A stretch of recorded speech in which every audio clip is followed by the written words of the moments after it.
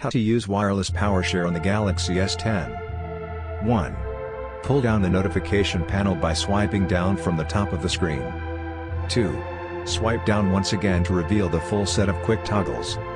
3. Select wireless PowerShare.